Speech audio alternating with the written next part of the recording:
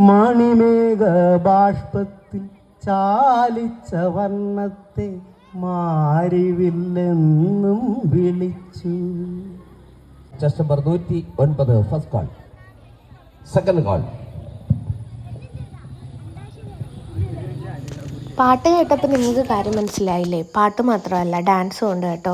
ഒരു ജഡ്ജ്മെൻറ്റിന് പോയതാണ്. ഒരുപാട് കലാകാരന്മാരും കലാകാരികളും അമ്മയും അച്ഛനും ചേട്ടന്മാരും എല്ലാവരും എന്താ പറയുക, കലകൾ കൊണ്ട് നിറഞ്ഞ ഒരു നാട്ടിലാണ് ഞാൻ ജഡ്ജ്മെൻറ്റിന് പോയത്. നല്ലൊരു ക്ലബ്ബ്, സ്വരാജ് വന്മള എന്ന് പറയുന്ന ഒരു സ്ഥലത്ത്. സ്വരാജിൻ്റെ 37ാമത് വാർഷികമായിരുന്നു കേട്ടോ.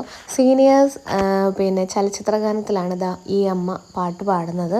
16-17 വയസ്സുള്ളവരായിരിക്കും പാടുന്നതെന്ന് എക്സ്പെക്റ്റ് ചെയ്തു. പക്ഷേ അതിലൊക്കെ നമ്മളെ ഞെട്ടിച്ചൊരു കാര്യമായിരുന്നു ഇത്. പിന്നെ ആര്യയും ഞാനും കൂടിയാണ് അവിടെ പോയത്. ആര്യ അവിടെ ഇരുന്ന് കുഞ്ഞുങ്ങളുടെ കയ്യിൽ നിന്ന് ഈ കളിപ്പാട്ടമൊക്കെ വാങ്ങിച്ച് അവിടെ ഇരുന്ന് കളിക്കും കേട്ടോ. ഇപ്പം മുഖത്തൊരടിയും കിട്ടും. സന്തോഷമായില്ലേ? പിന്നെ എൻ്റെ അടുത്ത് ഒരുപാട് കുഞ്ഞുങ്ങൾ ഇരിപ്പുണ്ടായിരുന്നു.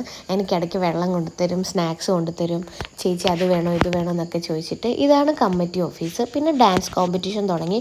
കറക്റ്റായിട്ടുള്ളൊരു ജഡ്ജ്മെൻറ്റാണ് ചെയ്തതെന്നാണ് ഞാൻ മനസ്സറിഞ്ഞ് പറയുന്നത്. അവിടെ ചെന്നപ്പോൾ വേറൊരു സർപ്രൈസ്, എൻ്റെ സ്റ്റുഡൻസ് അവിടെ കോമ്പറ്റീഷന് വന്നിട്ടുണ്ടായിരുന്നു. പിന്നെ ജഡ്ജ്മെൻ്റ് എല്ലാം കഴിഞ്ഞു. 2 വാക്ക് സംസാരിക്കണമെന്ന് നമ്മുടെ അടുത്ത് പറഞ്ഞിട്ടുണ്ടായിരുന്നു. സ്റ്റേജിൽ വിളിച്ച് വരുത്തി.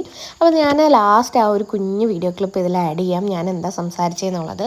പിന്നെ ഞാൻ ഇവർക്ക് ഫുഡെല്ലാം വാങ്ങിക്കൊടുത്തിട്ട് ഇന്നിനി നൈറ്റ് ആരും വീട്ടിൽ പോകണ്ട, ഫ്ലാറ്റിൽ സ്റ്റേ അടിക്കാം എന്ന് പറഞ്ഞിട്ട് ഞങ്ങളെല്ലാവരും കൂടെ തിരിച്ച് ഫ്ലാറ്റിലോട്ട് പോവാണ്. പിന്നെ ഫ്ലാറ്റിൽ വന്നു കഴിഞ്ഞാലുള്ള കാര്യം നിങ്ങൾ തന്നെ കണ്ടാൽ നിങ്ങൾക്ക് മനസ്സിലാവും അവസ്ഥ എന്താണെന്ന്.